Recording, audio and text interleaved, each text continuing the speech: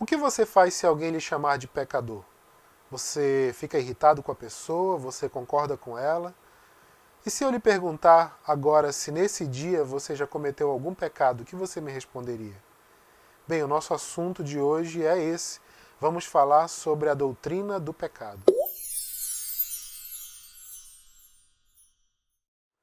A doutrina do pecado nada mais é do que estudar justamente esse tema, que nem todos nós, ou a maioria de nós, não gostamos muito de falar, né? Porque todos temos culpa no cartório, por assim dizer, mas é muito importante, muito central essa doutrina.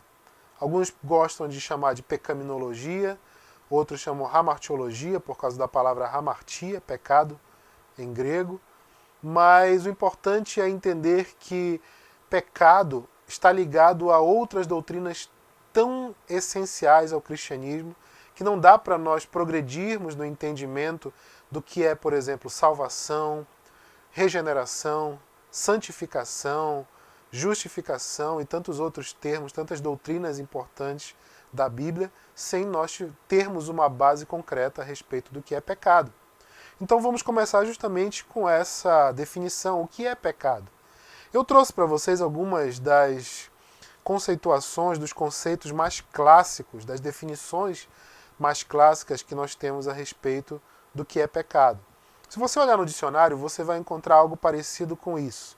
Pecado é a violação a um preceito religioso. Mas também podemos dizer que pecado é a transgressão dos mandamentos de Deus, e isso inclusive você encontra lá na primeira carta de João, capítulo 3, versículo 4, todo aquele que pratica o pecado transgride a lei. De fato, o pecado é a transgressão da lei. Pecado também seria desobediência a Deus. Isso se exemplifica de uma maneira muito concreta no Jardim do Éden, quando havia uma árvore, uma única árvore da qual Adão e Eva não deveriam, não poderiam comer. Então nós temos ali a existência de um fruto proibido. Deus havia dado a ordem, não comam desse fruto, da árvore do conhecimento do bem e do mal.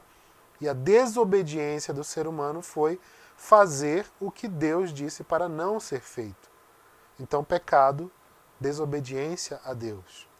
Pecado também seria o distanciamento de Deus. Afinal, pecar traria uma ruptura, traria um rompimento entre essa aproximação de Deus e o homem. E pecar seria errar o alvo. Essa definição, pecado significa errar o alvo, vem principalmente da palavra het, em hebraico, que aparece muitas vezes no Antigo Testamento, que é traduzida por pecado. Muitas passagens bíblicas do Antigo Testamento, principalmente, definem o pecado como o erro do alvo, ou errar a estrada, tomar um rumo errado, pegar uma direção que não é a certa. Isso é uma das definições de pecado. Mas o meu convite nessa aula é para que a gente se aprofunde nisso. Pecado não é só isso. Nós precisamos ir mais fundo. E para nós fazermos isso, nós vamos ter que compreender que falar de pecado é falar sobre algo que está na base de muitas das discussões filosóficas, teológicas, a respeito de Deus, da essência do próprio Deus, que é o problema da existência do mal. Se nós entendermos que pecado é uma situação de antagonismo a Deus, a existência do mal, ela vai ser a relação que vai justificar a existência desse antagonismo. Então, se Deus é o bem, se Deus é bom, para que exista uma coisa antagônica, contrária, oposta a ele, essa coisa precisa ser o mal, por assim dizer. Mas é muito interessante a gente perceber que, biblicamente falando, você não vai encontrar em lugar nenhum, nem no Antigo nem no Novo Testamento, a referência ao mal como uma força equivalente à força do bem, que é a presença, que é a essência, que é a pessoa, o ser divino. Você vai encontrar o mal sempre fazendo uma referência àquilo que é a ausência de Deus. Eu não sei se você teve esse tipo de ensinamento na escola, mas eu lembro, quando estou falando disso, de alguns professores falando sobre a questão da temperatura, frio e calor.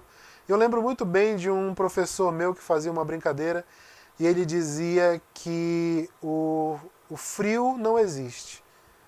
Ele dizia o frio não existe. E eu estudava numa cidade muito quente, que a temperatura está sempre muito alta, né? A gente não tinha períodos de frio em lugar nenhum. E a gente corroborava, né? A gente concordava com a brincadeira dele e dizia, aqui onde a gente mora, de fato, frio não existe. E ele dizia, não, de fato, realmente, fisicamente falando, o frio não existe. Por quê? Porque, na verdade, o que você chama de frio é só a ausência de calor. Então, o que existe é o calor. E o frio seria o não calor, não ter o calor. Quanto menos calor você tem, surge essa coisa chamada frio. Eu estou fazendo essa analogia um pouco barata aqui, muito simplória, mas para você poder caminhar comigo nesse raciocínio. Nós temos que enxergar a questão da existência do mal mais ou menos nesse sentido.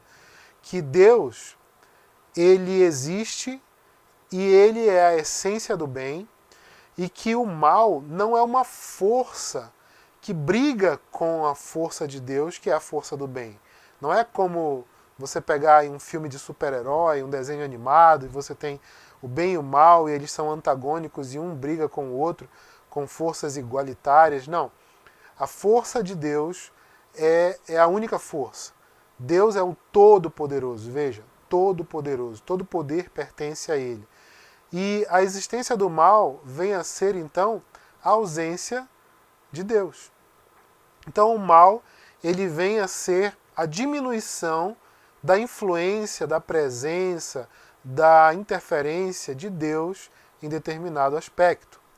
Isso nos leva a pensar sobre como tudo isso aconteceu no começo.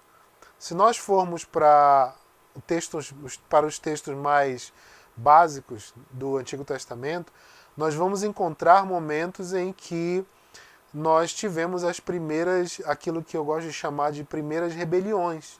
A rebelião contra Deus. Se você tem uma rebelião contra aquele que tem o poder, e esse poder é o bem, você está se colocando em antagonismo àquele poder. Então você está se colocando em afastamento do poder e da presença e da influência divina. Então a rebelião contra Deus, na verdade, se apresenta como a essência do mal. Ou seja, o mal não é uma força, repetindo, não é uma força que briga em pé de igualdade com a força do bem, não é a essência contrária a Deus, a antimatéria de Deus, se podemos dizer assim, mas o mal, ele é a raiz da falta de Deus e ele é manifesto, ele é experimentado, ele é trazido à tona na rebelião contra Deus. O que seria a rebelião contra Deus? O que nós estamos chamando de rebelião contra Deus? A rebelião contra Deus é quando seres que têm autonomia, que têm a liberdade de fazer suas escolhas, aquilo que nós convencionamos chamar muitas vezes na linguagem teológica de arbítrio, tem a arbitrariedade, eu posso decidir, fazer um juízo de valor, tomar decisões baseadas nesse juízo de valor que eu faço. Os seres que têm essa condição, de repente, tomam uma decisão de não seguir na direção do poder, do bem, na direção de Deus. Então aí você tem uma rebelião contra Deus. Isso nos leva à necessidade de falar da origem do pecado. Por quê? Porque na origem do pecado nós precisamos falar de duas rebeliões que nós vemos muito claramente serem tratadas na Bíblia. A primeira rebelião que é interessante a gente falar é sobre a rebelião de seres espirituais. Na segunda carta de Pedro, capítulo 2, versículo 4, o apóstolo Pedro diz: pois Deus não poupou os anjos que pecaram, mas os lançou no inferno prendendo-os em abismos tenebrosos, a fim de serem reservados para o juízo.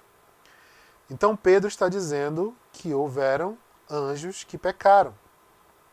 De modo muito parecido, nós temos um texto em Judas, versículo 6, que diz: E aos anjos que não conservaram suas posições de autoridade, mas abandonaram sua própria morada, ele os tem guardado em trevas, presos com correntes eternas para o juízo do grande dia. Então, mais uma referência a seres angelicais, seres espirituais que pecaram.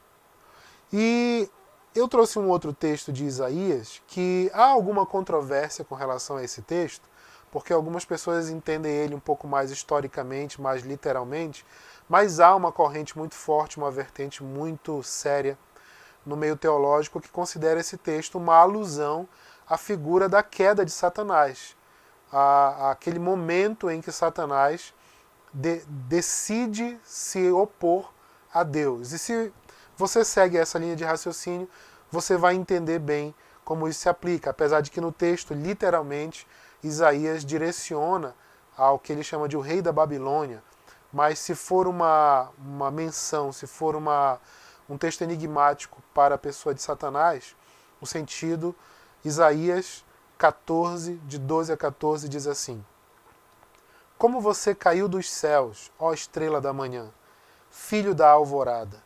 Como foi atirado à terra, você que derrubava as nações!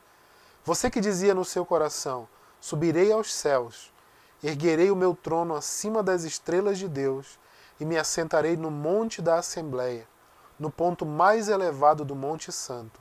Subirei mais alto que as mais altas nuvens, serei como o Altíssimo. Então aí você vê muito claramente um desejo por ser igual a Deus, um desejo egocêntrico, egoísta, uma essência de inveja, uma forma de manifestar, de desejar algo que não lhe é devido. Então, uma rebelião à ordem, aquilo que é estabelecido por Deus, porque não há outro Deus, não há outro Altíssimo, só há um Altíssimo. Então você pode perceber aí que a rebelião de seres espirituais é algo real, aconteceu. A Bíblia não dá os detalhes da hora, do dia, do momento e não conta todos, não dá todas as minúcias, todos os meandros de como isso se deu, mas isso é real. Isso a Bíblia fala em diversas passagens, como esses exemplos que eu trouxe para vocês aqui. Quando nós temos a rebelião dos seres angelicais, dos seres espirituais, nós temos algum tipo de consequência, nós temos algum tipo de transgressão, um tipo de rebelião que se manifesta com algumas consequências diferentes do que vai acontecer com relação à humanidade. E a gente vai falar disso aqui a partir de agora.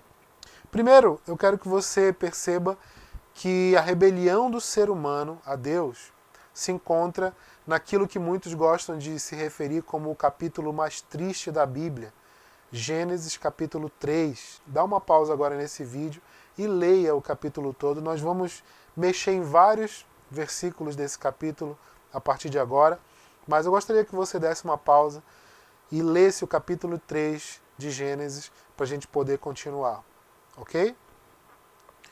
Tendo lido o capítulo 3 de Gênesis, podemos continuar falando sobre como se deu a rebelião do ser humano. Primeiro que nós precisamos entender que a rebelião do ser humano, ela envolveu 3 aspectos principais. Houve uma influência satânica. Qual foi a influência satânica? Se você observar bem, você vai perceber que há ali uma figura de tentação.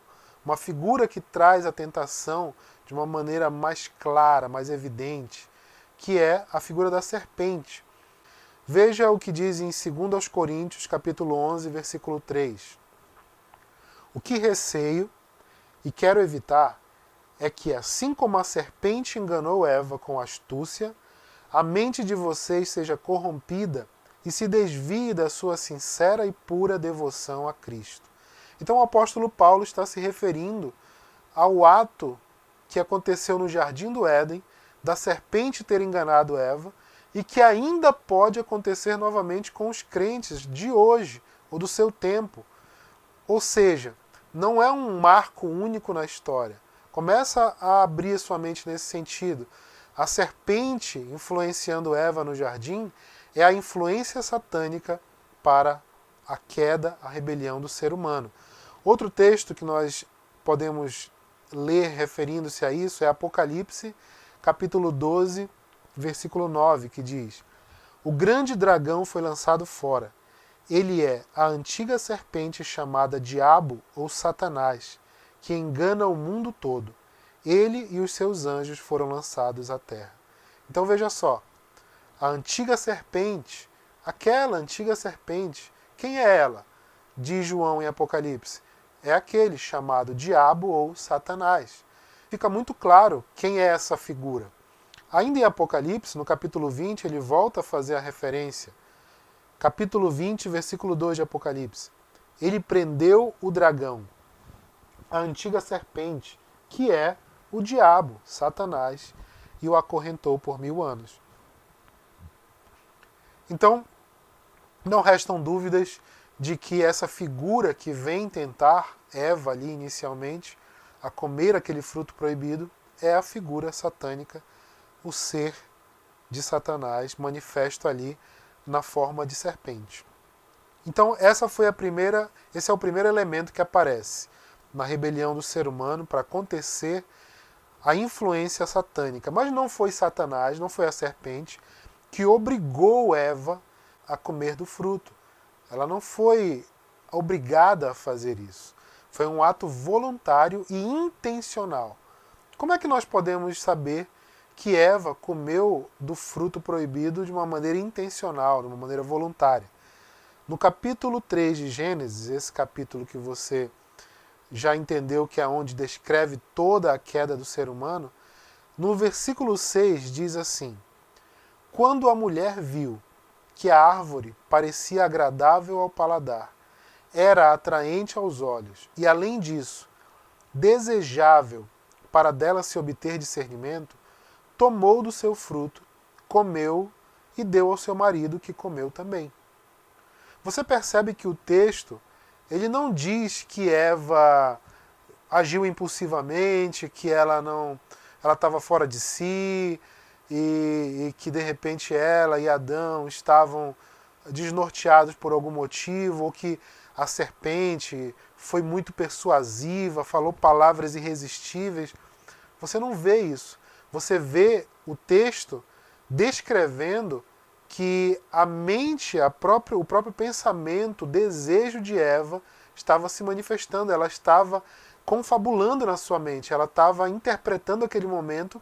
É como se você, aquele momento em que você faz os pesos e contrapesos, quando você pensa prós e contras, como ou não como, e você vê quais são as vantagens que eu tenho, quais são as desvantagens.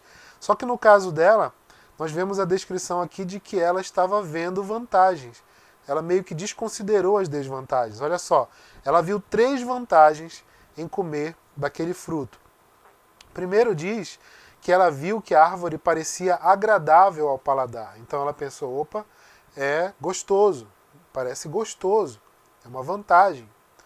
Outra, era atraente aos olhos, é um fruto bonito, não é uma coisa feia. É atraente, é agradável, não apenas de provar talvez, mas é agradável até de ver. E por fim, e a principal, é que comer do fruto daquela árvore era desejável para dela se obter discernimento. A palavra discernimento aí significa conhecimento, significa percepção, significa uma forma de sabedoria. Alguns estudiosos gostam de chamar a atenção para o tipo de percepção 360 graus, que é aquela percepção completa. Presta atenção no nome da árvore. A árvore do conhecimento do bem e do mal. Eu gosto sempre de frisar isso, porque o que é o bem? Nós falamos sobre isso ainda há pouco. O bem é a manifestação da essência do ser divino. Deus é o bem. Ele é bom. O próprio Jesus falou, né? Só há um bom, que é o Pai. Deus é bom, Ele é o bem. Então você tem ali dois seres humanos que têm uma perfeita comunhão com o bem. Eles se encontravam diariamente, eles conversavam pelo jardim, eles tinham momentos de comunhão, de intimidade. Deus, Adão e Eva. E essa comunhão, com certeza, os estava levando dia após dia ao conhecimento cada vez maior de Deus, ao conhecimento cada vez maior do bem, por assim dizer. E daí você tem, no meio do jardim, uma árvore que se chama Árvore do Conhecimento do Bem e do Mal. Se Eva pensasse um pouco mais nesse sentido, ela ia perceber que comer daquele fruto, daquela árvore, não ia lhe dar uma percepção a respeito do bem, ia lhe dar uma percepção a respeito do mal, já que do bem era um caminho que ela já estava tendo. De certa forma, a maliciosidade do pecado, ela se encarna aí, ela se manifesta aí. Aquele gostinho, aquela necessidade de você tocar no que é proibido, de que existe alguma coisa maldosa, mas ser maldoso de repente não é mal de verdade. E tudo isso vai virando um engodo, tudo isso vai virando algo que você vai se auto-persuadindo, não apenas a influência externa da serpente, mas você vai pensando, mas é um fruto gostoso, mas é atraente, e eu gostaria de ter esse conhecimento, eu gostaria de obter esse discernimento, por que eu não posso conhecer o mal? Tudo isso aqui eu estou confabulando, a Bíblia não coloca nesses termos, mas pense nessa situação. De repente você tem tudo isso acontecendo e você percebe que a atitude de comer daquele fruto foi uma atitude intencional. Não foi algo involuntário, não foi algo coagido, mas foi intencional, foi baseado numa escolha e numa intencionalidade do próprio ser humano. E nós temos um último elemento ali em Gênesis 3, que são as consequências trazidas pela rebelião do ser humano. A rebelião trouxe consequências universais e permanentes. Vamos ver o que diz Romanos, capítulo 5, versículo 12. Portanto, da mesma forma como o pecado entrou no mundo por um homem, e pelo pecado a morte, assim também a morte veio a todos os homens, porque todos pecaram. Então, o pecado entrou no mundo por um homem, Adão, por assim dizer. Isso significa que aqueles seres humanos que pecaram pela primeira vez ali no Jardim do Éden trouxeram a consequência do pecado para toda a raça humana. Eles foram transformados e quando eles foram gerando outros seres humanos, tendo filhos, procriando, eles foram gerando seres humanos maculados, porque eles agora haviam sido maculados. Consequências universais, que se estendem a todos. E consequências que são permanentes. Por quê? Porque são consequências que não eram transitórias. Vai ser só vocês e os filhos de vocês. Só vocês até a terceira, quarta, quinta geração. Não. Toda a humanidade. Todos os seres humanos a partir de então. Essas consequências, elas se manifestam com alguns efeitos específicos. E eu separei, para nós termos aqui uma noção mais didática, primeiramente os efeitos iniciais, ou aquilo que eu posso chamar de efeitos básicos do pecado. Aquilo que aconteceu imediatamente e que forma essa base fulcral, essa base central das consequências do pecado. Primeiro, no ser humano. No ser humano, um efeito inicial básico do pecado foi a quebra da harmonia com Deus.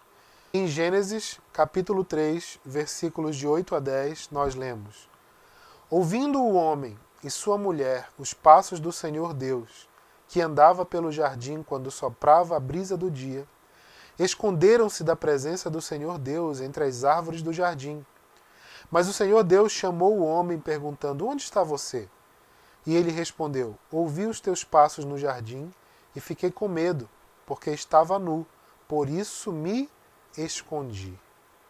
Então você vê aí muito claramente como se manifesta a quebra da harmonia com Deus. Deus procura o homem, procura o ser humano, mas o ser humano não se apresenta mais à presença de Deus. Pelo contrário, ele ainda responde: ouvi os teus passos e fiquei com medo. O medo, o receio, não querer estar próximo, porque estava nu e me escondi. Não apenas fiquei com medo, como tomei uma atitude por causa desse medo. Eu me retraí, eu me afastei do Senhor. Eu fui para longe de você, eu me escondi, eu não queria que você me encontrasse. Então essa é a quebra da harmonia com Deus. O pecado trouxe essa quebra. O homem e Deus andavam em harmonia. Essa harmonia, esse relacionamento foi quebrado. Em Romanos, no capítulo 3, versículo 23, nós lemos: pois todos pecaram e estão destituídos da glória de Deus. A destituição da glória de Deus significa a separação. Você está longe dessa glória, você está separado, você não está em harmonia com essa glória. No livro do profeta Isaías, capítulo 59, versículo 2, diz: mas as suas maldades separaram vocês do seu Deus. Os seus pecados esconderam de vocês o rosto dele, e por isso ele não os ouvirá. Mais uma vez, um texto fazendo referência ao pecado, quebrando, colocando uma barreira, um rompimento, uma interrupção nessa harmonia entre Deus e o ser humano. Mas nós também tivemos, com a queda do ser humano, com a rebelião do ser humano, nós tivemos uma quebra da harmonia de um ser humano com o outro, da harmonia com o próximo. Em Gênesis 3, 11 e 12 nós lemos: e Deus perguntou: quem lhe disse que você estava nu? Você comeu do fruto da árvore da qual lhe proibi comer? Disse o homem: foi a mulher que me deste por companheira, que me deu do fruto da árvore e eu comi. Você vê muito claramente aí Deus confrontando Adão, perguntando: você comeu, você fez o que eu disse para não fazer? Você desobedeceu as minhas ordens, as minhas palavras? E Adão não diz: sim, eu fiz isso. Adão aponta o dedo para o lado, o dedo de acusação ao próximo, a sua ajudadora, a sua companheira Eva. Você começa a ver o outro na posição de acusação, de ter algo contra ele, de ter algo a apontar contrário àquele outro ser humano. Foi a Eva, foi ela que me deu desse fruto. Ele nem responde a pergunta.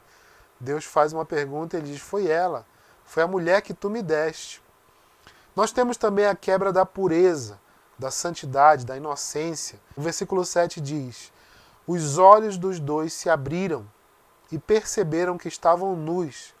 Então juntaram folhas de figueira para cobrir-se. O que aconteceu ali imediatamente ao pecarem? Adão e Eva notaram, perceberam algo que eles nunca tinham percebido. A gente não sabe quanto tempo se passou desde a criação de Adão e Eva até eles cometerem o pecado.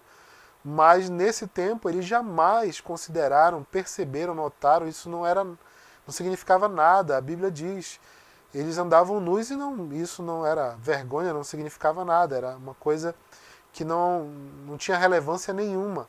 Mas de repente, ao desobedecer a Deus, ao pecar, um dos efeitos do pecado foi desvendar os seus olhos da pureza, da inocência, da santidade, e eles percebem que estão nus. E ao perceber que estão nus, eles têm essa quebra daquela santidade pura que Deus havia incumbido a eles na criação. Outro efeito básico do pecado desde o seu início no ser humano é o estabelecimento do cativeiro de escravidão espiritual. A partir do momento em que o ser humano cai, peca, quebra a harmonia com Deus, o ser humano se torna escravo do pecado. Romanos, capítulo 6, versículos 16 a 18. Não sabem que, quando vocês se oferecem a alguém para lhe obedecer como escravos, tornam-se escravos daquele a quem obedecem? Escravos do pecado que leva à morte ou da desobediência que leva à justiça? Mas, graças a Deus, porque embora vocês tenham sido escravos do pecado, passaram a obedecer de coração a forma de ensino que lhes foi transmitida. Vocês foram libertados do pecado e tornaram-se escravos da justiça. Interessante que esse texto de Romanos, ele traz para nós a figura da escravidão como algo que surge como natural da natureza do ser humano, a natureza pecaminosa. Existe uma escravidão para o pecado, ele diz. Quando vocês se oferecem a alguém para lhe obedecer como escravos, tornam-se escravos daquele a quem obedecem. E obedeciam, antes de encontrar a Cristo, obedeciam ao pecado. Mas, a partir do momento em que são libertos por Cristo, Paulo está falando aos romanos, vocês se tornam escravos agora da justiça. A condição humana de escravidão, a palavra para escravo seria doulos, né? E essa palavra também pode ser traduzida, dependendo do contexto, como servo, mas o interesse dela é demonstrar a servidão àquele que tem uma posição de subordinação a alguém e o serve. E esse escravo, esse servo, ele precisa prestar a esse seu senhor as suas satisfações, o seu serviço, ele precisa prestar a sua obediência. Então o ser humano sem Cristo obedece ao pecado. A partir do momento em que o ser humano é encontrado, é salvo, liberto por Cristo, ele obedece à justiça. Então, ser escravo da justiça aqui, que Paulo traz, significa ser escravo de Cristo, por assim dizer. Mas o nosso foco aqui ainda não está nisso. Isso aí a gente vai ver mais lá para frente. Vamos falar de salvação. Nos próximos módulos a gente vai ter um monte de oportunidade, vamos trabalhar esses assuntos. Mas aqui nós estamos falando sobre os efeitos do pecado. Então, um outro texto que reforça essa ideia é ainda em Romanos 6, mas dessa vez voltando um pouquinho no versículo 6. Então, Romanos 6, 6 diz: Pois sabemos que o nosso velho homem foi crucificado com ele, para que o corpo do pecado seja destruído e não mais sejamos escravos do pecado. Então você vai perceber Paulo, de uma maneira até recorrente, trazendo esse assunto e trazendo esse jargão, escravo do pecado. A escravidão do pecado é um dos principais efeitos do pecado no ser humano. Outra passagem que nos ajuda nessa compreensão é João 8,34. Evangelho de João, capítulo 8, versículo 34 diz: Jesus respondeu: Digo-lhes a verdade, todo aquele que vive pecando é escravo do pecado. Essa é a consequência do cativeiro, da escravidão espiritual. Nós temos alguns efeitos do pecado na criação. Isso nos mostra o quanto aquilo que nós vivemos hoje está totalmente influenciado pelo que foi determinado no acontecimento do pecado. E talvez aqui você já comece a estar entendendo bem claramente por que é importante estudar isso aqui que a gente está fazendo. Estudar a doutrina do pecado, a pecaminologia. Gênesis 3, 16 a 18 diz: A mulher, ele declarou, multiplicarei grandemente o seu sofrimento na gravidez. Com sofrimento você dará à luz filhos.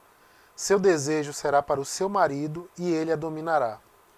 E ao homem declarou: Visto que você deu ouvidos à sua mulher e comeu do fruto da árvore, da qual eu lhe ordenara que não comesse, maldita é a terra por sua causa.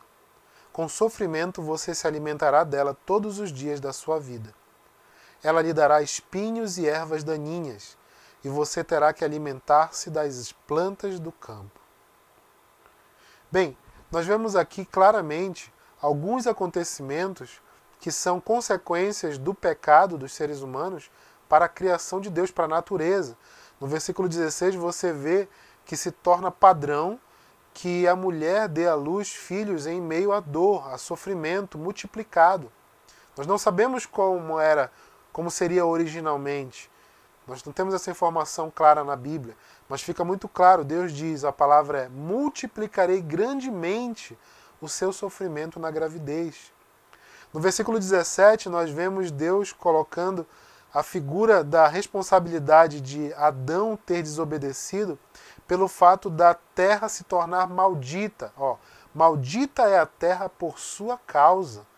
A terra se torna maldita. Isso aí traz uma referência a ser difícil, se tornar mais difícil trazer da terra aquilo que seja para o seu sustento. E no versículo 18 nós temos uma coisa muito clara. A terra vai passar a produzir, ou passou a produzir, espinhos e ervas daninhas. Se você parar um pouco para pensar de uma maneira análoga, o que é um espinho? Um espinho é uma forma de proteção, uma forma de defesa. O espinho é algo que gera dor. Se você pega uma rosa e as rosas têm espinhos, você for displicente ao pegar aquela rosa, você pode se ferir no espinho. E se você parar um pouco para pensar, talvez antes do pecado, esses espinhos não houvessem porque não havia necessidade, porque não havia dor, não havia desarmonia, não havia a necessidade, não havia a figura do predador e da presa, não havia a figura daquele que corre o perigo não havia. A natureza era equilibrada, a natureza era harmoniosa, mas a terra, por conta do pecado, passou a produzir espinhos e ervas daninhas. O mundo inteiro foi afetado pela queda do homem. E algumas pessoas, quando eu ensino sobre isso, costumam me perguntar por que quando os seres angelicais, os seres espirituais pecaram, não trouxe essa consequência gigante para a criação. E por que quando o ser humano peca, traz essa consequência toda? Bem, isso seria assunto para a gente passar algumas horas e muitas horas conversando, mas eu queria pelo menos deixar uma ideia no ar para você. O ser humano foi colocado na face da Terra de uma maneira muito peculiar. A Bíblia diz, lá em Gênesis, você pode ler Gênesis 1 e 2, você vai ver toda a descrição da criação, e você vai ver que o ser humano foi o único ser criado à imagem e semelhança de Deus. O ser humano foi colocado nesse lugar à imagem e semelhança de Deus, como uma espécie de representante de Deus. E essa representação, ela se manifesta de muitas maneiras em Gênesis. Uma delas é, por exemplo, quando Deus fala muito claramente que o homem deveria cultivar o jardim, o homem deveria... Não é a referência ali, muitos acham que é cuidar do jardim, como quem diz, não vai depredar, não vai deixar se estragar, mas a palavra ali não é nesse sentido. A palavra cultivar é arar a terra, é produzir, pega isso que eu estou lhe dando e produza, evolua, faça coisas, cresça. Isso está relacionado também à ordem que ele dá ao casal como um todo, Adão e Eva. Crescer e multiplicar, e reproduzam, encham a terra. Dominem sobre toda a criação. Eu dou para vocês todas as plantas e o domínio sobre os animais se manifesta quando Deus leva todos os animais para serem nomeados por Adão. Não foi Deus que chegou com Adão e disse, olha, senta aqui que eu vou te ensinar. Aquele ali é o leão, aquela é a girafa, aquele é o tatu, aquela ali é a tartaruga. Não, Deus colocou Adão para nomear, para dar nome aos animais. Essa é uma atitude que pode ser assim, um pouco, talvez sem sentido para a nossa mentalidade contemporânea, mas o ato de dar nomes, na essência, significa descrever quem tem domínio sobre o outro.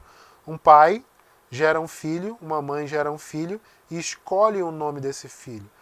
Essa autoridade de escolher o nome é a representação, é uma forma de representar que o filho está subjugado, ou seja, é o pai, a mãe que tem domínio sobre o filho. Então, aquela figura daquilo que estava, aquele retrato do que estava acontecendo ali, de Adão dando nome aos animais, significa que Adão e Eva seriam os dominantes sobre todas as espécies. Então, Não é muito legal a gente dizer assim, como diz-se muito hoje por aí, eu já tenho ouvido isso até em igrejas, infelizmente, o homem é mais um dos animais da terra. Não é verdade isso. Se você crê no relato bíblico, o ser humano é um ser criado à imagem e semelhança de Deus para representar Deus na criação, nessa criação, na terra, aqui onde nós estamos, e dominar sobre tudo isso, inclusive como Deus domina, porque Deus é o poder criador.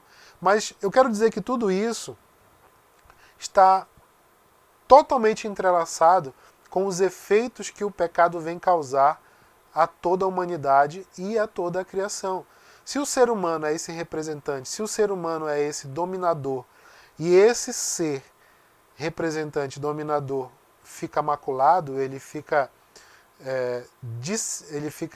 separado de Deus, de repente os efeitos se abarcam sobre ele, no seu interior, no seu exterior e também em toda a criação. Por quê? Porque a criação toda era para lhe servir.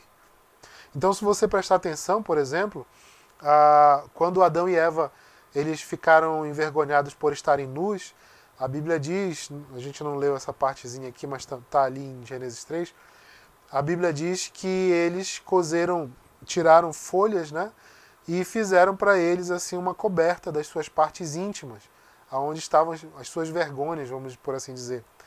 E eles fizeram isso com folhas. Depois, quando o texto vai progredindo, nós vamos ver que o próprio Deus vai fazer roupas para eles. Mas Deus não vai usar folhas. Deus vai fazer o quê? Usar pele, couro de animal. Então, se você parar para pensar, o que foi preciso fazer para fabricar essas roupas feitas por Deus aos seres humanos? Foi preciso derramar sangue da criação. Então, percebam que o pecado ele traz consequências de maneiras tão universais e de maneiras tão amplas e tão vastas que a gente não teria como falar tudo aqui. Mas o pecado trouxe consequências, um peso, efeitos para o ser humano no âmbito interno, quebra da harmonia com Deus, quebra da harmonia com o próximo, quebra da pureza, da santidade, da inocência e o estabelecimento do cativeiro de escravidão espiritual. O homem passou a ser escravo do pecado e a quebra do equilíbrio da harmonia da natureza como um todo. Vamos agora ver o efeito final, que é o efeito fundamental do pecado. Fundamental aí eu quero dizer o efeito principal para a humanidade. E esse efeito é a morte. Gênesis capítulo 2, versículo 17, diz assim: Não coma da árvore do conhecimento do bem e do mal, porque no dia em que dela comer, certamente você morrerá. Deus foi muito claro: não coma da árvore do conhecimento do bem e do mal, porque do dia que dela comer, certamente você morrerá. No versículos 22 e 23 do capítulo 3, diz: Então disse o Senhor Deus: Agora o homem se tornou como um de nós, conhecendo o bem e o mal. Não se deve, pois, permitir que ele também tome do fruto da árvore da vida e o coma, e viva para sempre. Por isso, o Senhor Deus o mandou embora do jardim do Éden para cultivar o solo do qual fora tirado. Então havia, além da árvore do conhecimento do bem e do mal, uma outra árvore muito especial, chamada árvore da vida. E essa árvore da vida se chama assim porque aquele que come do seu fruto ganha vida, mais vida. O que é mais vida? Muita vida. Então, se de repente o ser humano caiu e agora ele está numa natureza totalmente diferente do que ele foi criado, ele está agora pecaminoso. Se esse ser humano começa continua comendo da árvore da vida, o que ele vai fazer? Ele vai perpetuar a sua condição pecaminosa. Então Deus, com carinho, com cuidado, conosco, com o ser humano, ele retira, ele esconde, ele não permite mais que o homem acesse ao fruto da árvore da vida, para que ele não viva para sempre nessa condição de pecado. Se nós tivéssemos comendo até hoje da árvore da vida, nós estaríamos condenados a uma eternidade dessa realidade suja, pecaminosa em que a humanidade entrou. Romanos capítulo 6, versículo 23 diz: Pois o salário do pecado é a morte, mas o dom gratuito de Deus é a vida eterna em Cristo Jesus, nosso Senhor. O salário do pecado é a morte. O salário do pecado significa o resultado do pecado, o pagamento. Você peca e o que você ganha em troca? A morte. Então, muito claro, a morte como o efeito principal. Eu coloco aqui efeito final no sentido de que é o efeito mais relevante, mais importante, mais trágico do que foi o pecado na humanidade. Ainda em Romanos, capítulo 5, versículo 17 diz: Se pela transgressão de um só a morte reinou por meio dele, muito mais aqueles que recebem de Deus a imensa provisão da graça e a dádiva da justiça reinarão em vida por meio de um único homem, Jesus Cristo. Chama atenção só para esse iniciozinho de Romanos 5,17. Se pela transgressão de um só a morte reinou por meio dele. A transgressão de Adão, a morte veio reinar. O que é reinar? Se estabelecer como soberana sobre a humanidade. Primeira carta aos Coríntios, capítulo 15, verso 22. Pois da mesma forma como em Adão todos morrem, em Cristo todos serão vivificados. Então, em Adão, aquele efeito universal, né, que se aplica a todos, todos morrem. A morte é trazida com o pecado do primeiro homem. Efésios 2,5. Deu-nos vida juntamente com Cristo, quando ainda estávamos mortos em transgressões. Pela graça vocês são salvos. Temos Tiago, capítulo 1, versículo 15. Então a cobiça, tendo engravidado, dá à luz o pecado. E o pecado, após ter se consumado, gera a morte. O pecado gera a morte. O salário do pecado é a morte. Então o resultado do pecado é a morte. Agora alguns perguntam, e é uma pergunta muito boa, muito pertinente: que morte é essa? É uma morte física? Estamos falando da morte física? Estamos falando de outro tipo de morte? E eu gosto sempre de começar essa resposta dizendo: morte é morte. Eu sei, existem alguns tipos de morte que nós vemos nos textos bíblicos, mas o pecado trouxe todas elas. A primeira morte que nós podemos destacar é a morte espiritual. Quando o homem peca, a morte espiritual se estabelece. Efésios 2:1 diz: Vocês estavam mortos em suas transgressões e pecados. A morte em transgressão e pecado imagina que a transgressão e o pecado é o caixão, você está lá dentro, é um defunto e está selado e enterrado dentro desse pecado. O pecado te enterra, ele te mata espiritualmente. Colossenses, capítulo 2, versículo 13, diz: Quando vocês estavam mortos em pecados e na incircuncisão de sua carne, Deus os vivificou juntamente com Cristo. Ele nos perdoou todas as transgressões. A morte espiritual, ela é a falta de vida naquilo que é a nossa essência. Ou seja, o nosso espírito, ele se separa de Deus, ele se torna antagônico a Deus, e esse antagonismo não nos dá a sua vida. Como consequência, nós temos a morte. Mas o pecado também trouxe morte física. Hebreus 9:27, por exemplo, fala da morte física. Da mesma forma como o homem está destinado a morrer uma só vez e depois disso enfrentar o juízo. Então, morte física, sim. A morte física veio para a terra. Você viu quando nós lemos o texto sobre a árvore da vida, que Deus se preocupou em retirar o acesso à árvore da vida para que o ser humano não pudesse continuar vivendo eternamente nessa condição de pecado. Então, não viver eternamente significa morrer. E se você parar para pensar, você já nasce morrendo, não é verdade? Envelhecer é um processo de morrer. Nós estamos envelhecendo e mesmo uma criança muito jovem, se você quiser enxergar isso, uma vez eu ouvi alguém falando na rádio, ele disse: não, eu sou naturalmente pessimista.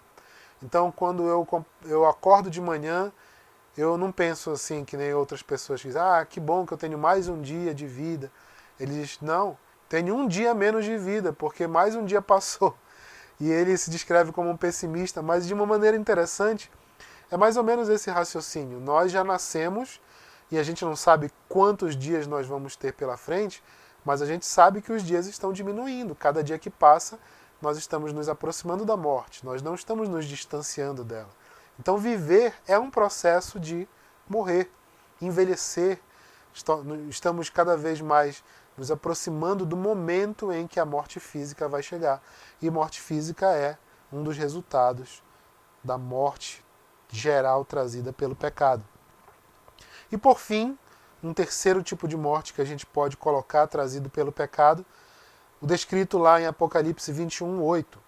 Mas os covardes, os incrédulos, os depravados, os assassinos, os que cometem imoralidade sexual, os que praticam feitiçaria, os idólatras e todos os mentirosos, o lugar deles será no lago de fogo que arde com enxofre. Esta é a segunda morte. Então a segunda morte é aquela morte que a gente pode chamar também de a morte eterna, um destino final, que não é uma aniquilação, mas é um resultado final de morte. Se você parar para pensar na palavra morte, a morte ela é talvez o significado mais pesado dessa palavra seja no afastamento da vida, então você ter uma eternidade sem vida, ou seja, uma eternidade sem Deus, a segunda morte, a morte final. Bem, nós vamos ficar por aqui. Nós temos mais assuntos sobre a doutrina do pecado. Nós temos uma segunda aula a respeito disso, então não perde a nossa sequência para a gente concluir. Estamos caminhando aqui, espero que esteja dando para compreender de uma maneira básica, mas ainda temos algumas coisas muito importantes pela frente e eu te espero na próxima aula.